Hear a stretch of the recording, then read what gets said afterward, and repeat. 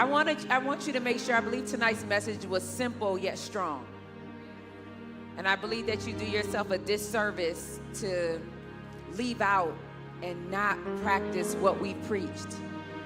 I just challenge you for the rest of the month of May to command instead of beg. When you see something you want, I dare you, really, to say, I command. And watch. God won't be made out to be a liar. Watch and see what he will do. God said that you will testify. I'm telling you, this is Covered by God is a miracle ministry. It is. Miracles are attached to this, documented, not just theory, documented. I'm telling you, if you are obedient to this word. I was coming back home from Nigeria, and I went and checked for first class flights because there weren't any when I booked the flight. And I was in Comfort Plus, and I went to the office in Nigeria and to Delta, and I was like, I would like a first class ticket, and they were like, it's gonna be $4,000. And of course, I wasn't gonna sit in first class without who I came with, and so I was like, no, that'd be like $20,000 in tickets, I'm good. And so on my way back to the gate, I told God, I said, I wanna sit in first class. They got a bed, they got a comforter, and they got my movies, and they got a good shrimp meal. I was very specific. But this goes into showing you when you have authority, you can literally just say that. I want to be in first class.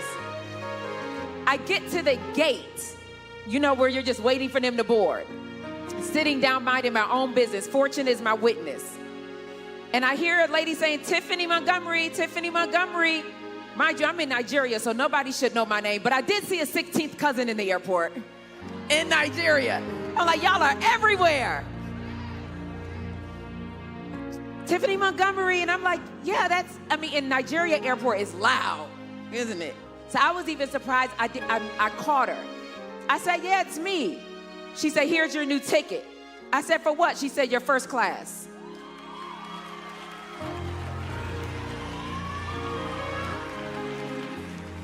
It was not about the seat, even though I was excited to sit first class. I believe Fortune said, you don't know what that did to me. That stirred something in me. She said, I had to see that. Do you understand what it's like to just be sitting somewhere you got denied, but then you ask God again? Do you know what it's like to be denied, and then you ask God again? Some of you say okay and just let it rock because the wrong person told you no. But when you go to God, this is the second story I told you tonight, that I was declined for something that I wanted. I went back to God and said, I want this, and I got what I declared. So I'm telling you all, I have many stories like that. I was telling a story in the car. There was a woman that I knew. She was in a coma. She wasn't gonna live. And me and my aunt, sitting right there, we went to go raise her up from the dead, and I told my auntie Jude, I was like, come in here with me. She's like, I don't want to go in there with you. I said, who else gonna come? I need somebody to agree. So she came in there fighting like, went in there, and I'm just commanding to this person that's in a coma. I said, get up and live, get up and live. And she wouldn't move. Now, I don't know about you, I expect my prayers to be answered. So I'm sitting there trying to figure out why my prayers aren't being answered. And I heard the Holy Ghost give me a reason. He said that woman committed suicide. But I didn't know it because it wasn't a gun. It wasn't what you think. It wasn't pills. He said she committed suicide. So I said to God, that's fine. Can you wake her up?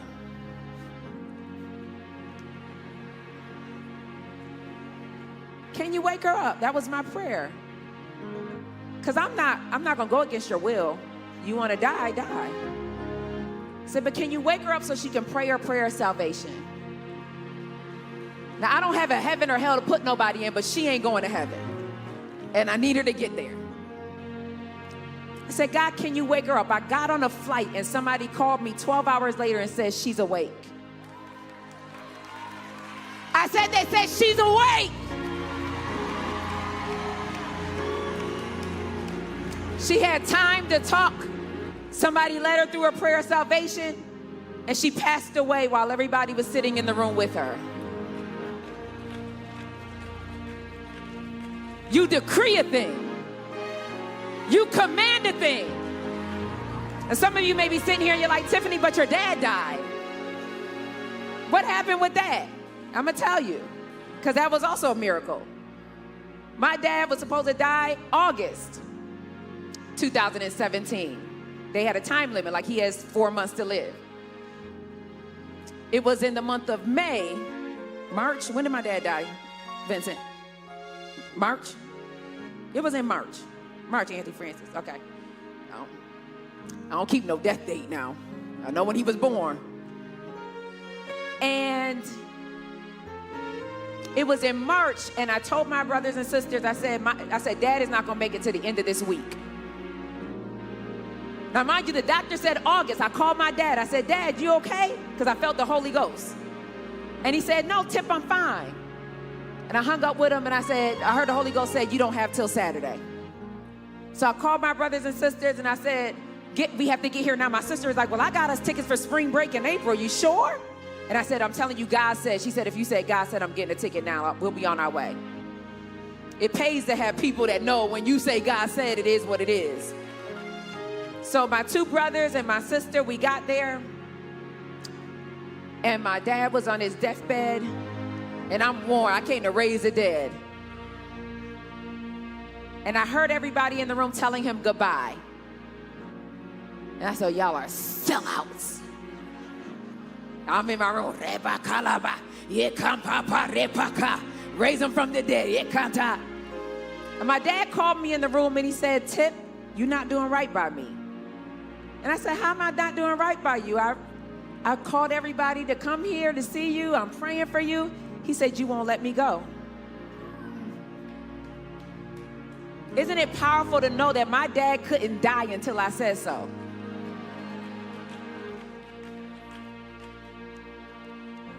So I went in my room. I still didn't let him go in that moment. I said, well, too bad, so sad, Sam. You're not going anywhere, so joke's on you, buddy. I went in my room, and it was some friends that forced me to let him go. How many of you know it pays to have friends? And so I went in the room, and the last words to my father were, all right, then, bye. And I walked out of the room. It's okay. Me and my dad were very close. I have no remorse about that last word. He knows his daughter well. And when I said that, my dad pointed to the sky and he said, I see the light. And I said, no, Sam, you can't die while I'm in the house. I don't want to be around dead people. It was awful. I am not a part of the bereavement team for this reason. You cannot die while I'm here, Dad. My dad said, Tip, when do you leave? I said, I leave on Sunday. I left on Saturday. My sister left on Sunday. My dad waited until we died and died on a Monday. So you see, I didn't lose that prayer. I won. Because he still couldn't die unless I let him go.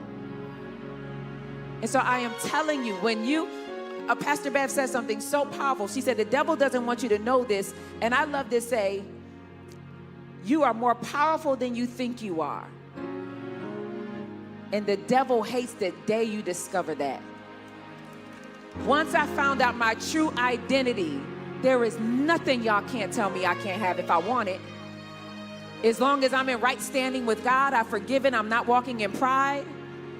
There's nothing that is not mine. When he said, I have dominion, I want you to begin to take God at his word. Believe him. Trust him. If it costs you friends, if it costs you to change your circle, leave them behind. Do you know you can get involved with a circle of friends that will talk you out of your destiny and talk you out of believing God and make you second guess everything God said? I've been there. It's a dangerous place to be, to have to grow back with God again. To have to dig yourself out of a friendship grave to get back with God. When you walk out them doors, leave them behind. Nobody is worth your relationship with God. Nobody is worth your mind. You didn't lose them, you gained yourself.